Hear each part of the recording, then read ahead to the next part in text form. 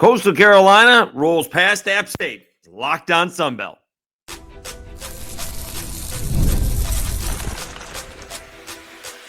You are Locked on Sunbelt, your daily podcast on the Sunbelt Conference, part of the Locked on Podcast Network, your team every day.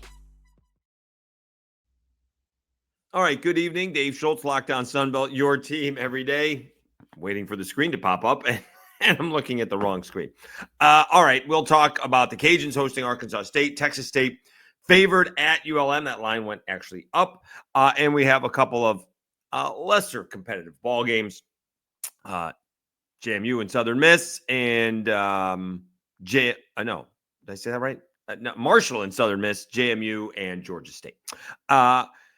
Coastal Carolina rolling past App State, just one too many turnovers. And when this game was lost, I'm recording now because it's late and I got to get to bed, but it's 38-17 Coastal Carolina. So we're going to put that in the W column for Coastal Carolina.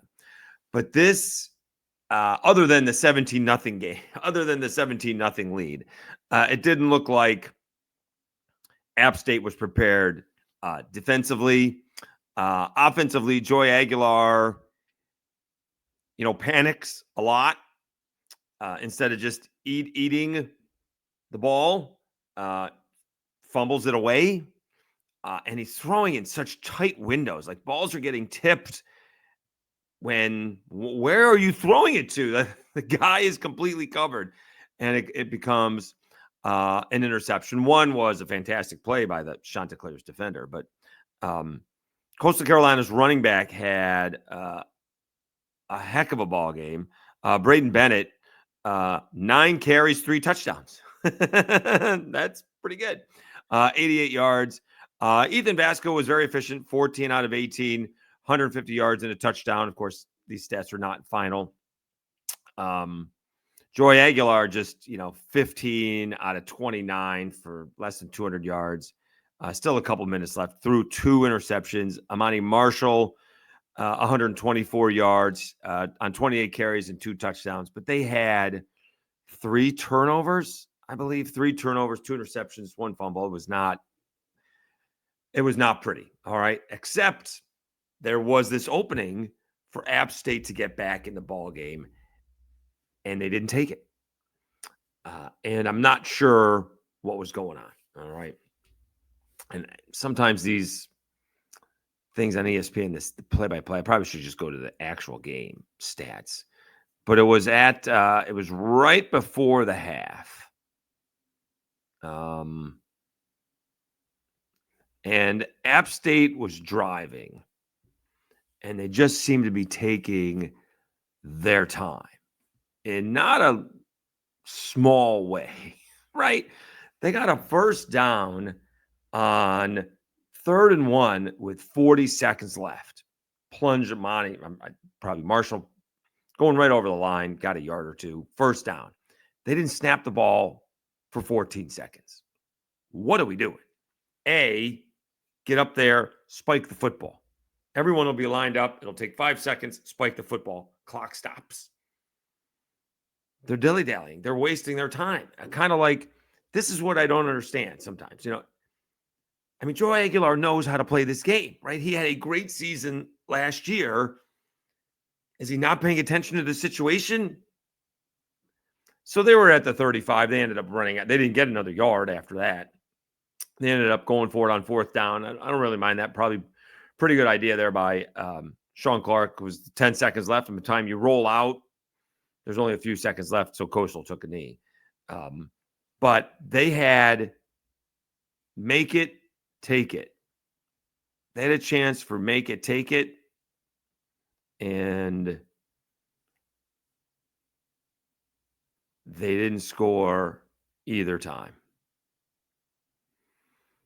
They had a 10-play drive, went 51 yards, minute and 50 at the end of the half, and then went 3 and out at the beginning of the half.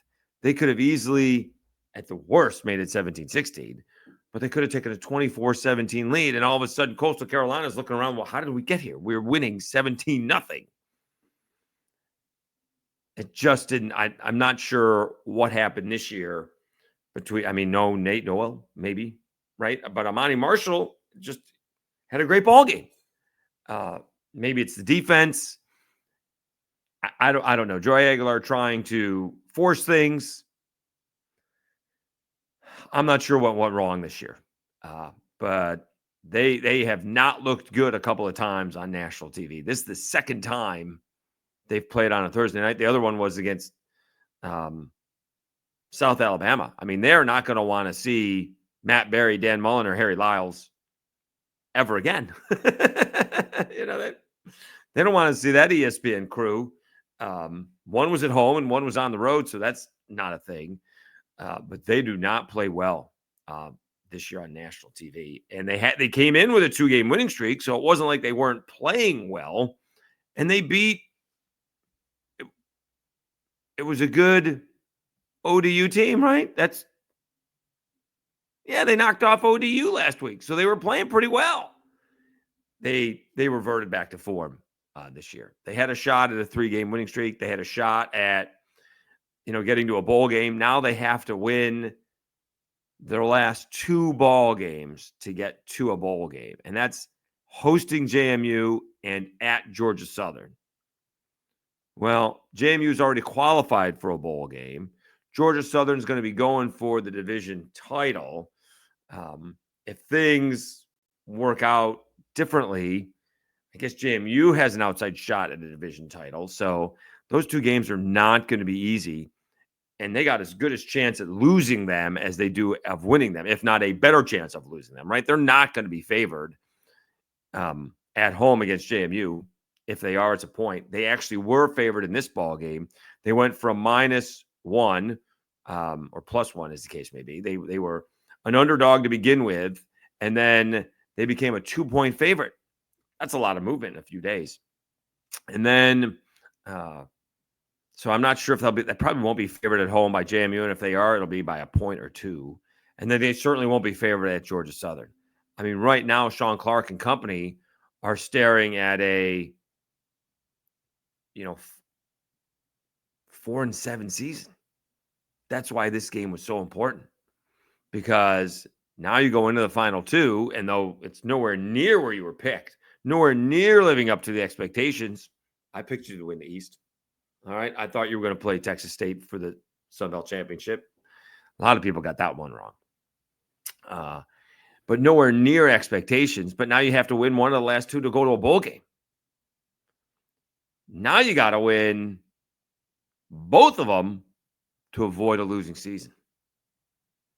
And I would presume, again, that area has been through a lot, so I do not know. I'm a big Sean Clark fan. It's not been a great season, obviously, but you're going to blow it up. It's going to get blown up. All right. I presume Joey Aguilar is going to take off if Sean Clark gets let go. He had a good year last year, very good year last year, has just not had a good year this year, has not translated. Caden Robinson had a couple of catches. Let's see what his numbers were. Do we have a final yet? No, it's still 38. It is 38-24. Aguilar does throw a touchdown pass to Caden Robinson, speaking of the devil. Oh, no. That was the first pass. Oh, he did. He threw one to Caden Robinson, 25-yard touchdown to make it 38-24. But just nothing doing. Let me see what the team stats are quickly. Offensively, I mean, here's the thing. Coastal Carolina's got 328 yards to the 376 for App State because of the 3 turnovers in the short field, right? These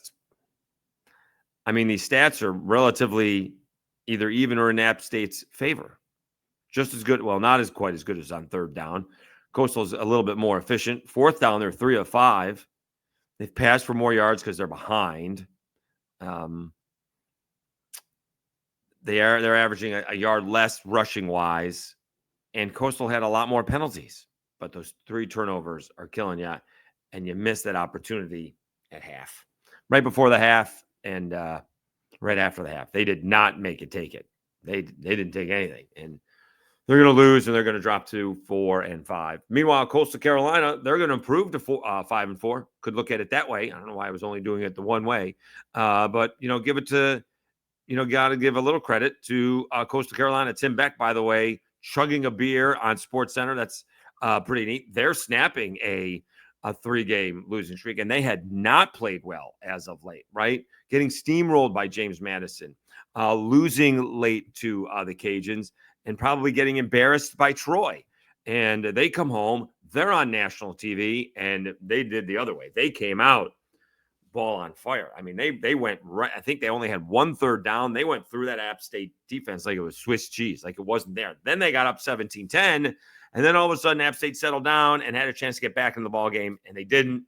And after App State didn't score to begin the half, Coastal Carolina did, and that was basically the ball game. They never got closer than the 14 that they are now. So, congratulations to Tim Beck and Coastal Carolina, right? They still have, they're going to have 5 wins, and they're still going to have 3 more games. So they could have a pretty good season moving forward. They need 1 more win to qualify for a bowl game. All right.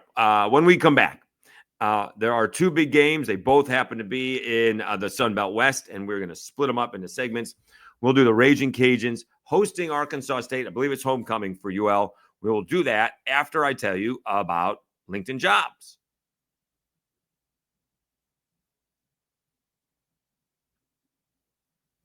When you're hiring for your small business, you want to find quality professionals that are right for the role. That's why you have to check out LinkedIn Jobs. LinkedIn Jobs has the tools to help find the right professionals for your team faster and for free. LinkedIn isn't just a job board. LinkedIn helps you hire professionals you can't find anywhere else, even those who are not actively searching for a new job, but might be open to the perfect role. In a given month, over 70% of LinkedIn users don't visit other leading job sites. So if you're not looking on LinkedIn, you're looking in the wrong place. On LinkedIn, 86% of small businesses get a qualified candidate within 24 hours. Hire professionals like a professional on LinkedIn. LinkedIn knows that small businesses are wearing so many hats, you might not have the time or resources to hire. But remember, 2.5 million small businesses are using LinkedIn for hiring.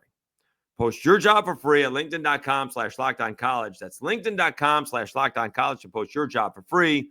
Terms and conditions apply.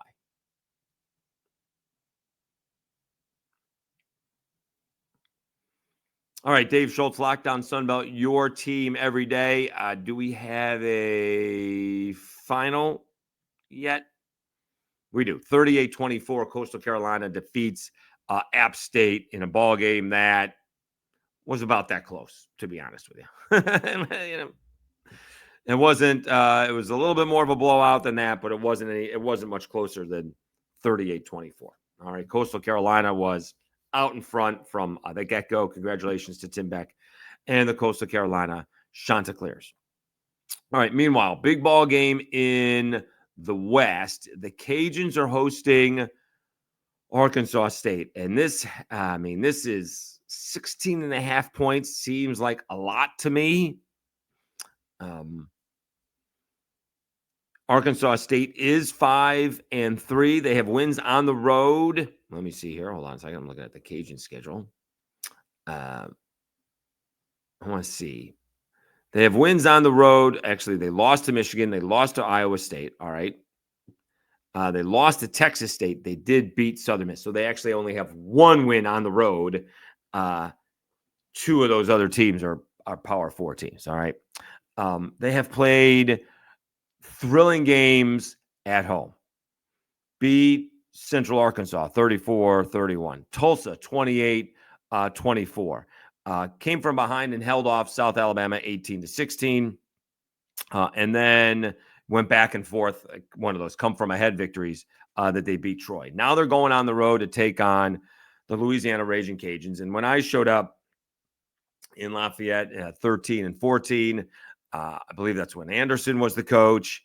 And no, that's not right. Anderson took over. Did I get Hugh Freeze one year? Now I got to go back. Now I got to look this up. Arkansas State head coaches.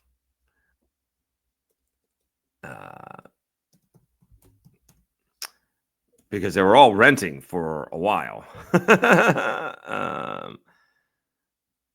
That was the thing, because they would get the guys were coming in for 1 year. That was it. Let's see here. So it was Brian Harsin for a season. John Thompson took over for 1 game, and then it was Blake Anderson. All right, so Blake Anderson was there in 2014. Harsin was there in 2013. All right, and then Gus and let me see. Gus Malzahn was there in 2012. Hugh Freeze was there in 2011. All right, so I'm way behind there. But Blake Anderson and Mark Hudspeth, the Cajuns' former head coach, did not see eye to eye. These guys usually played in the middle of the week, and there usually was some dust up towards the end of the ball game. They did not like each other. This was kind of the rivalry. It's just not close enough for teams to travel. It's just not close. It's not close. Probably pain in the backside to fly. But this was the rivalry, at least in the West, when I got there in 2014. And some years that, the Cajuns were better, and some years Arkansas State was better. And that was the rivalry. It's taken a little bit. Butch Jones it's finally come together, came together a little bit last year, right? And then, they're 5-3 this year. They're looking for a bowl game with a win, and, bringing the Cajuns back down to earth. The Cajuns should win this ball game. I would think that it would be, excuse me, I don't know what, new phone. Silent it, sorry. I would think that, the Cajuns are going to win this football game. Feels like a little bit of a mismatch. All right. The Cajuns are just, what were they? Last week, or it was last week, going in against Texas State, right? It was the number 1 offense versus the number 1 defense, and the number 3 offense versus the number 3 defense. All right. So let's see here. Team stats, defense. Cajuns are the second scoring defense in the league, right behind James Madison. All right. Offensively, the Cajuns are 3rd. All right. Now let's see where Arkansas State is. Defensively, Arkansas State's given up 31.4 points a game. I think Iowa State scored 52, but Michigan only scored 28. Offensively, Arkansas State is 10th, which is kind of odd. I just thought they would be better, right? They're averaging 24 points a game, but giving up 31.4 points a game. See, that's where this is a mismatch, right? The Cajuns are barely giving up, are giving up just over 22 and scoring 33. All right, let's see. That's the scoring. Let's see totals. All right, offense. Cajuns are 3rd offensively, 441 yards, 442 yards. That's good for 3rd. Arkansas State offensively is 6th. That's not bad. 389 yards. Defensively, the Cajuns give up the least yards in the conference per ball game. 327. Arkansas State gives up 400, almost 450 yards. That's, on paper, this is a mismatch. All right. You want to change the mismatch real quickly, turn the ball over 3 times. All right. And so now the Cajuns are, they're always the hunted. They really are. I like Mike Desimo's mind. Like, until we finish this thing off, we're still 6-7. We haven't won anything yet. We haven't clinched the division. We haven't won a Sun Belt championship. We're still the 6-7 team from last year, and you got to act that way. All right. And he's been hammering it. All right. Who knows if he says it, but we're 3-score favorites. They're going to come in here. This is a trap game. Don't let it be a trap game. All right. It's not really a trap game, but don't get caught off guard in this ball game. Cajuns should win it relatively easily. Jalen Raynor's dangerous. All right. The longer they hang around, the tougher it's going to be. And remember, the Cajuns have had issues, I think, finishing teams off. They, going back to Wake Forest, right? They couldn't score a touchdown. They got a field goal. They got a little bit fortunate at the end. Southern Miss, a couple of calls, go the Cajuns' way. They beat Southern Miss by 10. Defense was so good in that ball game. App State kept on turning the ball over. The Cajuns won a ball game where App State turns the ball over 5 times and the Cajuns won by 10. That doesn't make sense. Coastal Carolina, they needed a spectacular play by Ben Woldridge, and Carter, the tight end, stays on his feet, goes into the end zone, touchdown. And Texas State, needed a big play at the end there. That ball game could have been put away. So the Cajuns have let these teams stay in the games, and then it's the Cajuns who are always making the play. Is that going to last all year? We'll see. But, you're up 3. You have a chance to make it a 2-score game. You can't put it in the end zone. You need a tipped pass and an amazing interception to end the ball game to beat Texas State, or else it could have been heartbreak for the Cajuns. So Cajuns are winning these ball games. Don't kid yourself. They're making plays at the end, but they should be winning them more impressively based on the circumstances of the games. That's what I think. All right. Elsewhere, we do have one other matchup in the East. I just want to break up the 2 big ball, the 2 big ball games. You do have Southern Miss hosting Marshall. It's a 13.5-point favorite for Marshall. Marshall's 5-3. They're looking to become bowl eligible. Southern Miss is still looking for their first win in the Sun Belt. They're 1-7. It has been an abysmal year. Let go of my guy, the Fighting Will Halls, and you got Reed Stringer trying to finish up the season strong. Again, 2 touchdowns on the road is tough, but 2 touchdowns on the road is tough. Marshall's the one on the road, so that's tough to cover. I still think Marshall will win, and they probably will cover that spread. All right, although I probably would stay away from it. I don't know. That's 2 touchdowns on the road is tough. It doesn't matter how poor the opposition is. That's my idea. All right, let's take a timeout. That segment went long. We'll come back. ULM hosting Texas State. We talked about the maturity for ULM. Let's see how mature Texas State is. We will do that after I talk to you about Robinhood and FanDuel.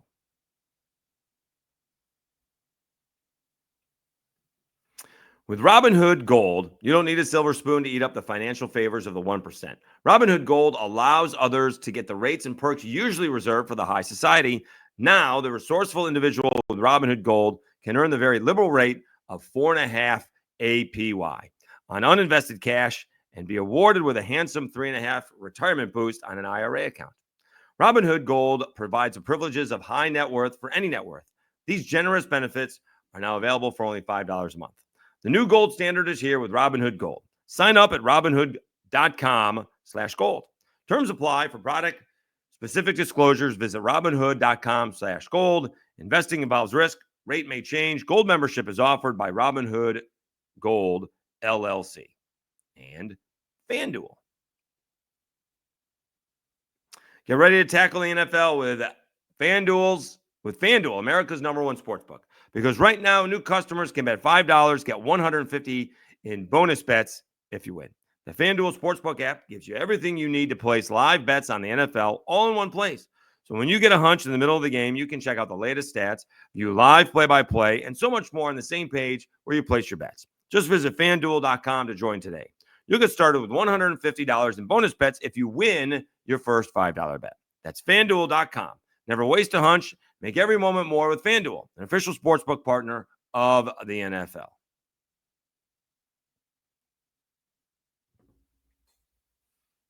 All right, Dave Schultz, Locked On Sunbelt, your team every day. Big ball game in the West with Texas State favored at ULM. A little bit surprised about that, and it went up to 8. Someone get hurt that I don't know about? I like that even more now. So Monroe 5-3, they're 3-2. They've lost 2 in a row. Texas State, they've lost 2 in a row. And what was such a big potential season for Texas State, not only to contend for the Sun Belt Championship, but an outside shot at the playoff. I was certainly in that boat thinking that they could do that, and they have just not played well in big spots. Arizona State, they didn't play well at the end. Sam Houston, they obviously didn't play well at the end, and they couldn't overtake the Cajuns at the end either. They did not play well at all at Old Dominion. So Texas State is looking to avoid a 3-game losing streak. ULM is on a 2-game losing streak as well. They got embarrassed against South Alabama, put up a pretty good fight against Marshall, but comes up short 28-23. And so remember, I was talking about ULM when they got embarrassed by South Alabama, and would they be able to compete against Marshall? Let's see that maturity. As much as a win is important, and there's no moral victories, that may be a little bit of moral victory. I want to see my team compete. I guess there's, the bottom line is winning and losing. I get it. But if these guys can compete, we're not that far away from where we want to be. Now we're going home, and now we're going to flip the coin on Texas State, because Texas State, they're still, what did I say? They're 4-4, right? They're 4-4, and they need to win 2 out of their last 4. They're at Monroe. They get Southern Miss, Georgia State, and South Alabama. And South Alabama's on the road. So they got Southern Miss and Georgia State. They're going to win those 2 games at home. All right. Let's just say that. They're going to go bowling. All right. But there's a difference between, are you 6-6 or are you 8-4 and having a slightly disappointing season?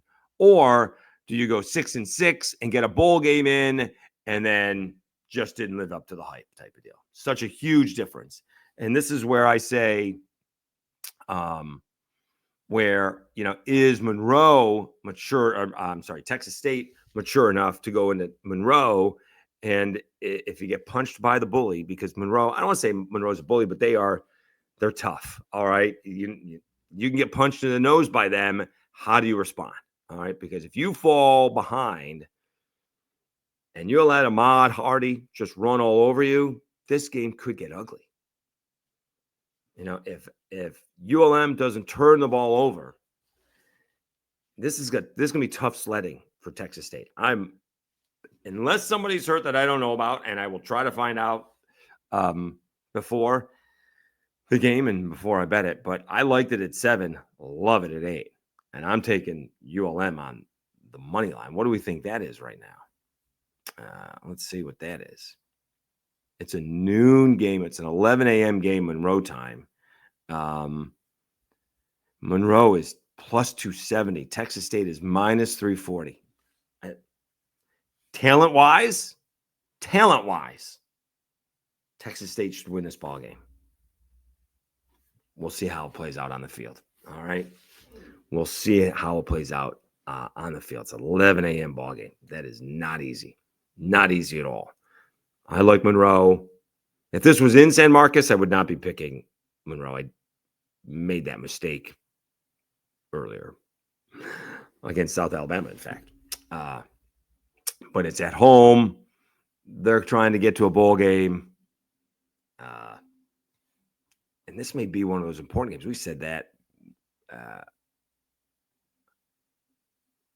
with App.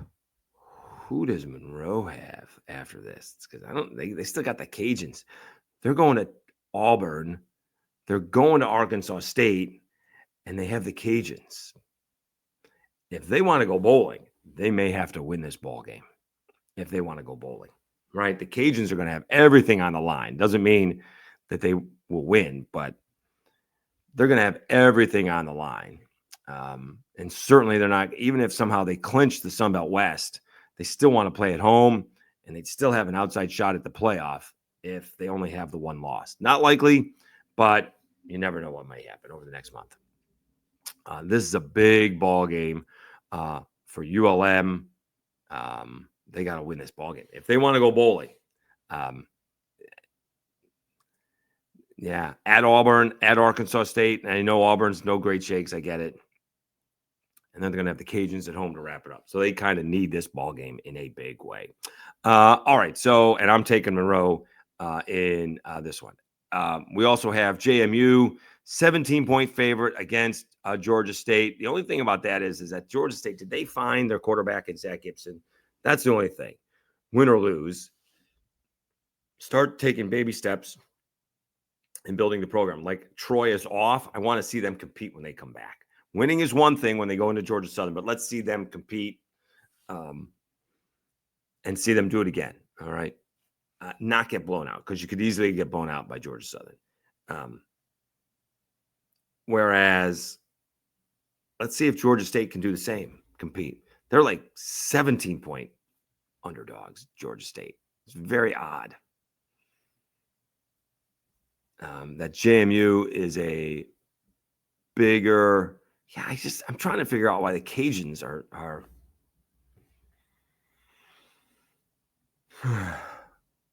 why the Cajuns are bigger favorites than JMU is against Georgia Southern. Does that make sense to anybody? Or Georgia State? JMU is 16.5 point favorites. Cajuns are 15. That's gone down. All right. Cajuns are 15. All right. I still think the Cajuns win. I'd be much happier if that was 13.5. Taking JMU to win, I probably wouldn't bet it. JMU has not been as explosive or as dominant in years past as in years past. So I'll take JMU to win. Going to stay away from it because I'm not sure they're going to cover, especially if Georgia State has their quarterback in Zach Gibson. So we shall see. All right, everybody, have a great weekend. All right. By the way, Southern Miss was getting blown out by UAB. They made it a ball game. They were losing by 30 points in the first half. I think they cut it to 12 in the second half. It was an ugly ball game. I saw, UAB put out a tweet. It was 20-0. At halftime, Southern Miss had 15 turnovers. UAB had 28 points off of 15 turnovers. The stats were relatively even, except that. And the Cajuns were playing, I thought it was a Division III team, but maybe it's a Division II team, UT Dallas. They were winning by 2 at half, and they kind of ran away with it. I think they went 82-65. A very non-impressive, why are we playing this ball game type of deal, right? They would be better off playing my guy Danny Broussard in STM than UT Dallas. Although UT Dallas apparently is really good at their level. I don't know how that helps the applications. All right. Have a great weekend. Enjoy the football. Enjoy the basketball. We will be back on Monday with another edition of Locked On Sunbelt, your team every day.